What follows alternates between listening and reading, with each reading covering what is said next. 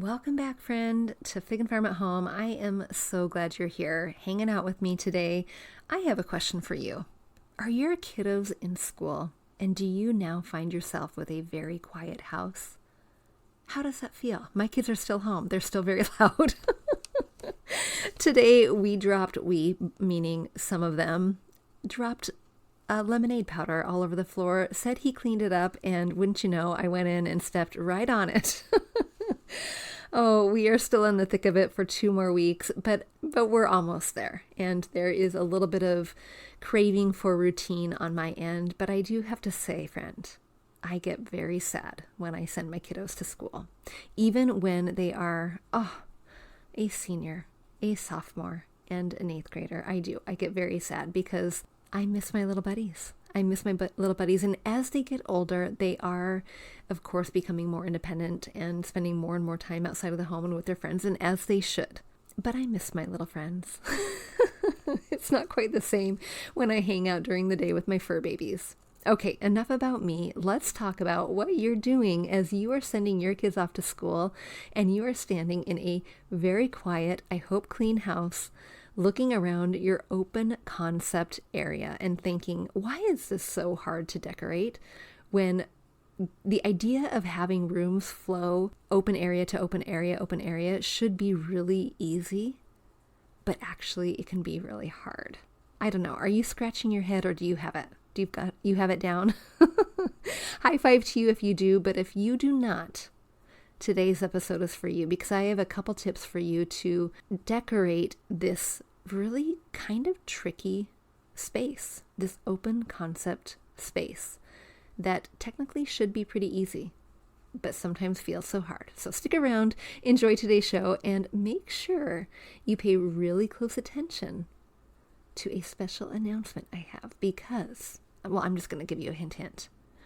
Kiddos are back in school. I want you to be back in school with me. I am hosting a 2-day live workshop where I'm teaching you a couple tips for creating a home that you absolutely can't stop gushing about.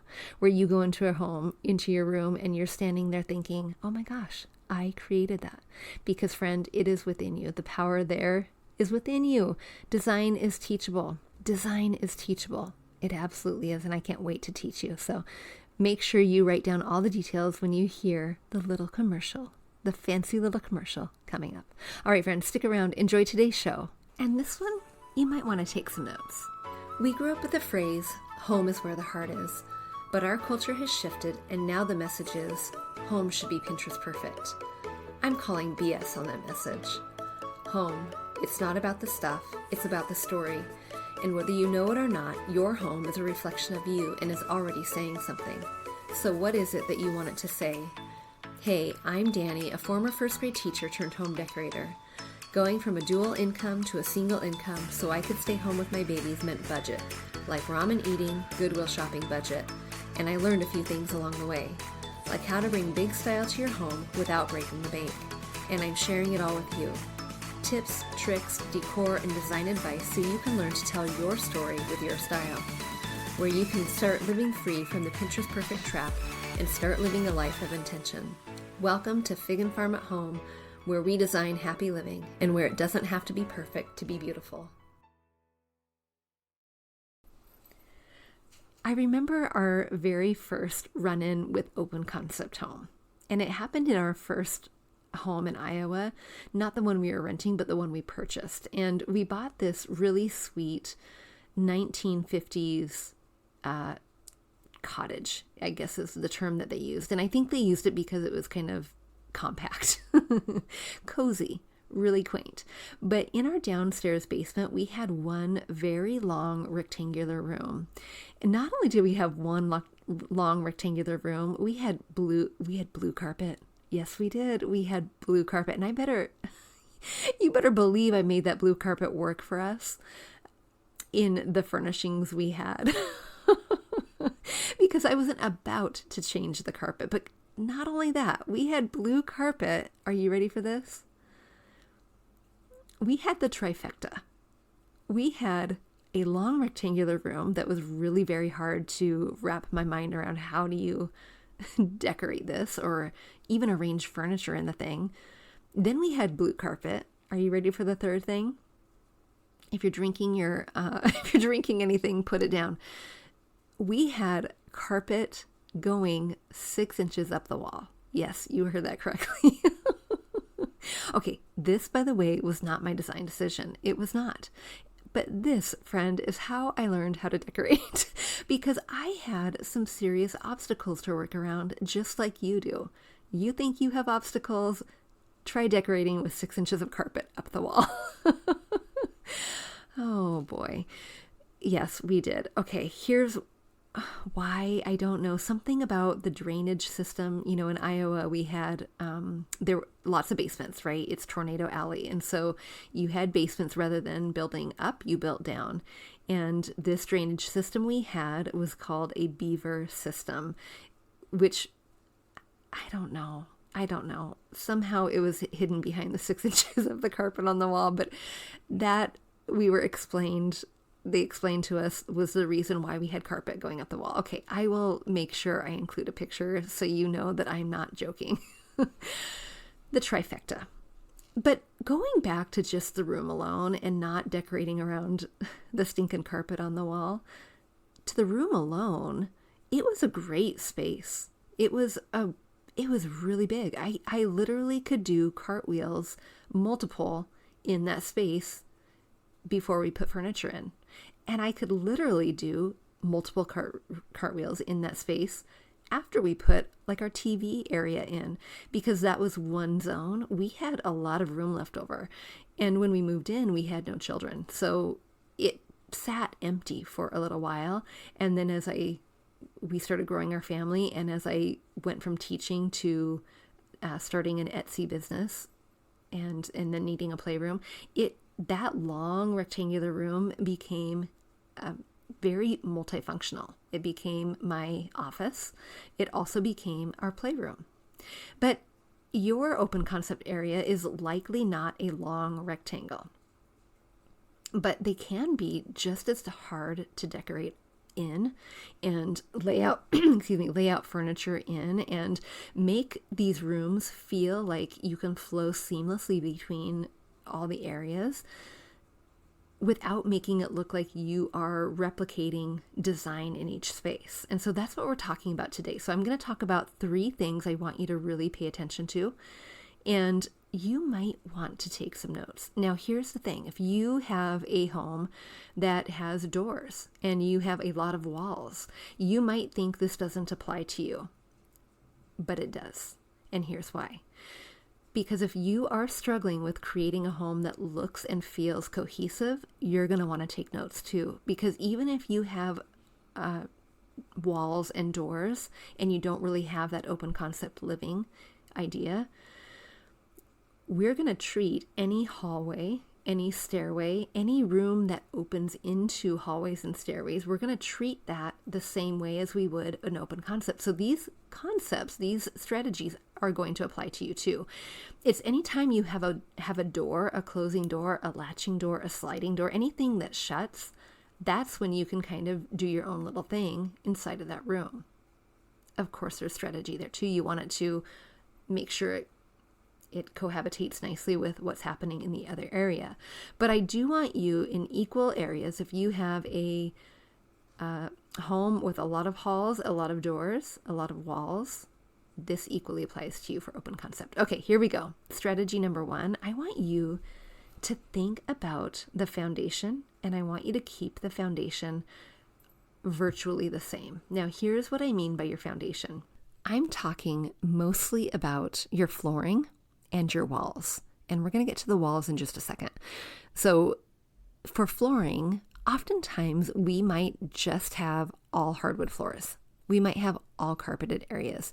We might have carpet mixed with hardwood mixed with tile.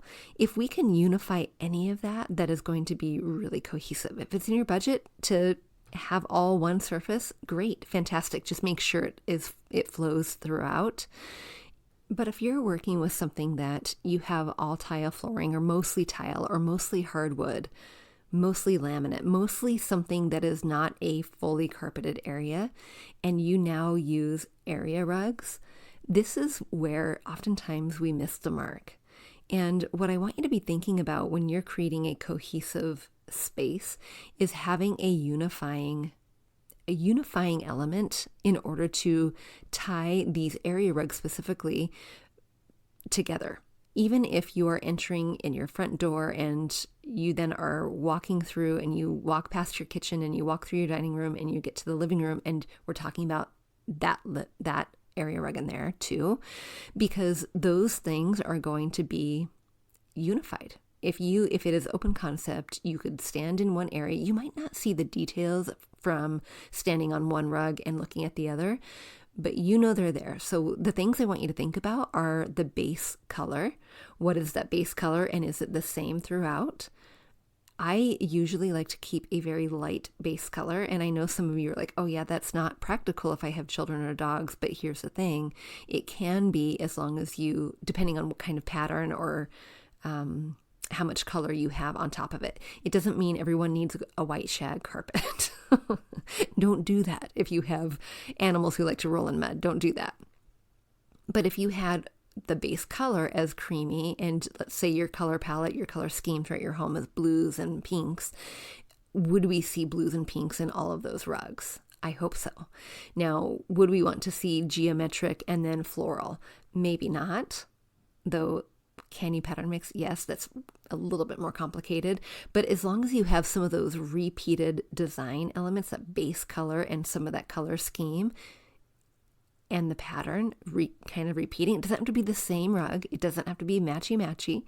But as long as some of those things are repeating, you're going to have that cohesive feel from front entry to back entrance.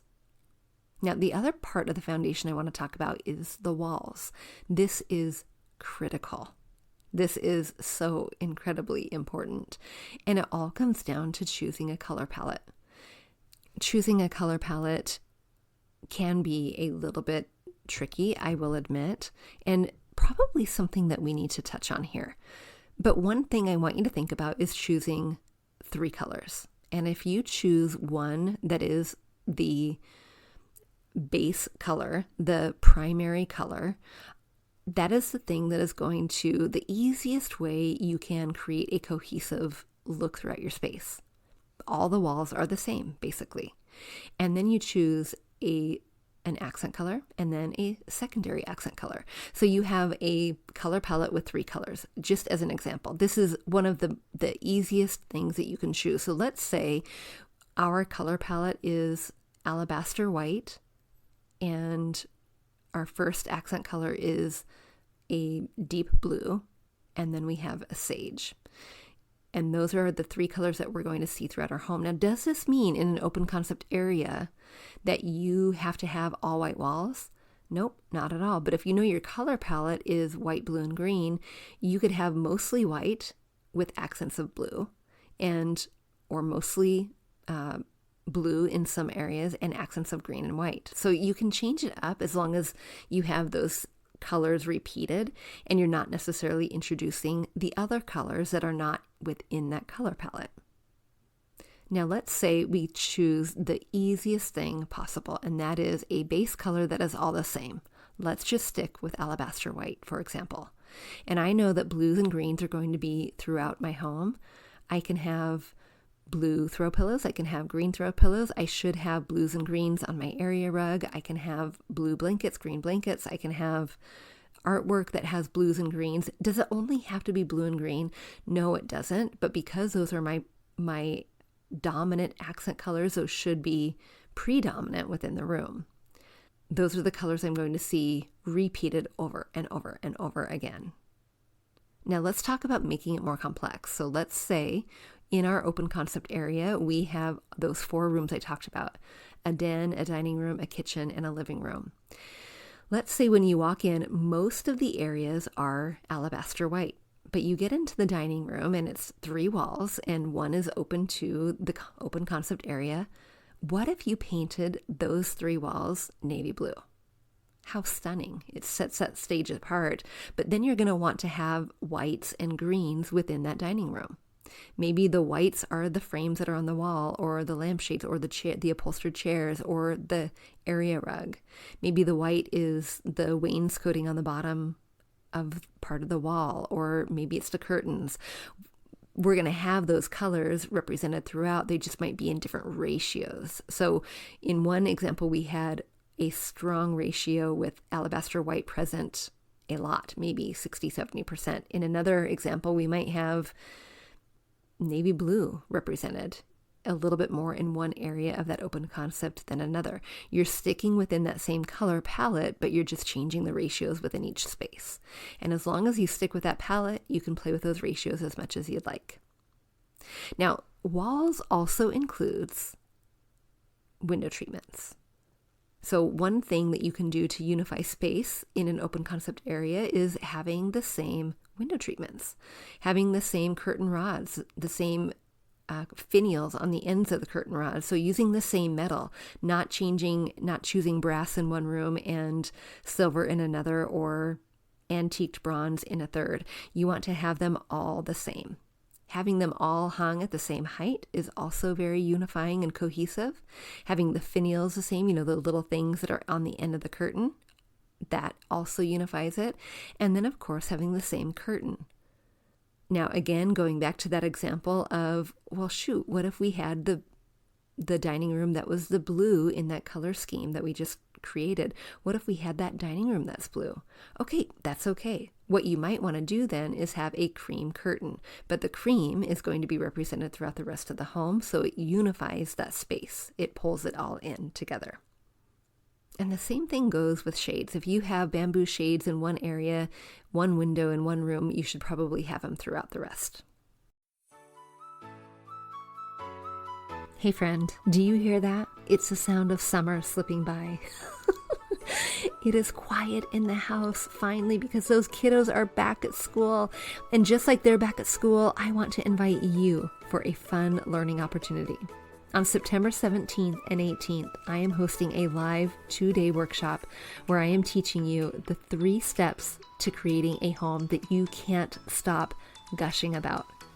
Friend, over here at Fig and Farm at Home, it does not have to be perfect to be beautiful, but there are some rules that we can apply, and I want to teach them to you because I see you pinning all those beautiful pictures on Pinterest. I see you gathering that inspiration, and I want to help you turn that inspiration into action. I see you getting flustered and frustrated when it's time to make a simple decision and a big decision when it comes to home decor. I see you worried about making costly mistakes or making the wrong decision, and I want to turn that into confidence. Because friend, design is teachable, and I want you to join me so you can learn the 3 steps to starting so that you can make change with confidence, so that you can practice those decorating muscles, and so that you can truly create a home that feels like a respite after the end of a long day. So join me in this 2-day live workshop, September 17th and 18th at 9 a.m. Pacific time. And don't worry, if you can't join me live, not a biggie.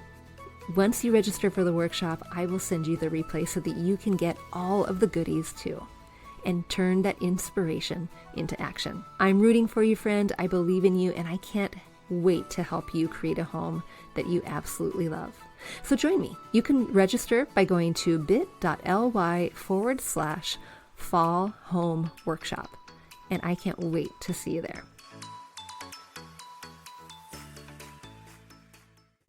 Okay, tip number 2. So we've talked about keeping the foundation the same. Tip number 2. We want to make sure that we have repeating design elements. Repetition is the key of great design. Now, there's a difference between repetition and a healthy dose of repetition and too much of a good thing.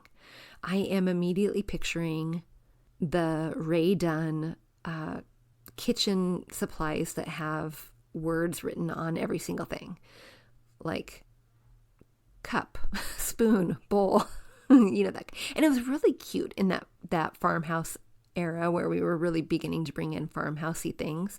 That was really, really cute. But if you have a whole collection, that could be too much of a good thing. So we want to have a very healthy balance. Some of the things that you might want to think about design elements are things like, we can think of the big things like color, metals, wood tones, textures, patterns, and are those repeating themselves? we've already talked about the color, but if you have a pattern, for example, if you really like polka dots or you really like tassels on the end of your blankets, do you only have one set of polka dot whatever, books or pillows or blankets or artwork or whatever, or do you have polka dotted something else throughout your space? Now, a rule of thumb is 3. 3 is great. 5 is fine. More than that is maybe too much. So if you have, going back to that pillow or that polka dot example for if we have a polka dotted pillow and then we have a cute little artwork that has polka dots on it, and then we have cute little vase that has hobnail, is that enough in that space? Sure. Now I'm going to get a little nuanced here. Are you ready? Not in your entire open concept area, but in one space. So if going back to that example of having 4 rooms, the den, the dining room, kitchen and living room, I could have 3 polka dotty things in each space, but you might now want to have some subtle differences within those polka dots. So do I want the same 3 things? Nope. I do want to create some nuance and some visual interest, and I want to have repetition in a way that is a little bit more subtle. So for example, going to the polka dot example again, if I'm in my dining room and I have a planter and that planter has circles on it, but it looks like it's all one structure and there's some kind of raised but flattened circles. That's one example. And then I might have a set of napkins that I keep on my tray in the dining room in the center of the dining table. And that might have a very soft tone-on-tone polka dot animal print pattern, like cheetah dot or something like that. That is still polka dot, and it's very, very subtle. And then I might have a little vase that has hobnail sitting in the corner, and it has some flowers that I use, I put out on occasion. Those are 3 elements within there that are not so heavily present. Some are a little bit more subtle than others. Some are a little bit more prominent, but there's 3 repeating elements right there. And then can I look from that area into the den, or can I look from that area into the dining room, or I was in the dining room, the kitchen, and the living room in order to find other polka dotted elements? The more subtle you can get, the more nuanced it becomes, and the more the design then is layered and there's a depth there. When I find a subtle repetition that I didn't necessarily intend, it makes my heart so incredibly happy. For example, in my library, I have striped curtains. And when you walk into my home on my credenza, I have a really fun, colorful piece of artwork that is all of our family. And it's like elevated stick drawings that it's just really super adorable. And the caricatures of us that don't really look like us, but they're representing us. And one of the boys has a striped shirt. That striped shirt you would look at and think, oh, that's cute, but you wouldn't necessarily relate it to the striped curtains. But I do. And it's so incredibly subtle, but it's right there. And then if you look on the bookshelf, you might see a couple poetry books that have stripes on their spines. And it's that kind of layering and that kind of micro level design repetition that creates the depth and nuance of design that might not be there otherwise. So you do want to think about the macro design elements like color, metals, wood tones, textures, that kind of thing. But then you want to go micro. You want to take that like microscopic view in order to get those subtleties highlighted. Okay. And the third tip for creating that cohesive space within an open concept area is now to look for anything that is an outlier, anything that stands out. So if we go back to that example of having that color palette that is alabaster and blue and green, navy blue and sage green, and we now see that, oh, that picture on the wall of that bright orange poppy, okay, that's not quite making sense here because it doesn't necessarily tie back into the color palette. And when we're using that color palette as a reference point and a foundational piece of our design element, we need to have this now orange poppy make sense. So there are 3 things that you can do. You can leave it alone and act as if it's not there. That's one. You could always do that, right? 2 is you can remediate it by removing the item and saying, oh, it doesn't belong, so we're not going to fuss with it.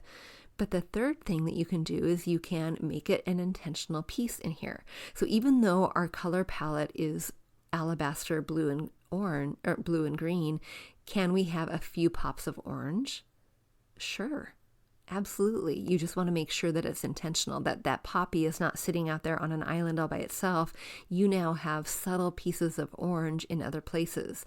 And subtle because we know and we've identified that the color palette is strongly alabaster, blue, and sage green. It is not orange. So we just want bits just here and there as that repeating element.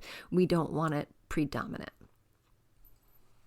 One thing that you can do is to take stock of both the repeating design elements that make sense and the ones that don't, finding the outliers by standing still in the middle of each area one at a time. Stand still, take a second, remove all distractions. So hopefully kiddos are at school or they're doing something where you can really concentrate on what you're looking at and take a small little spin around the room and then go out of the room into the next room. And now you're looking at just that little room all by itself. And then you're now looking at only those 2 rooms. So let's say we started in the den. We took a look around the den and then we moved into the dining room. And now we're looking in the dining room and now we're looking from the dining room into the den and back to the dining room.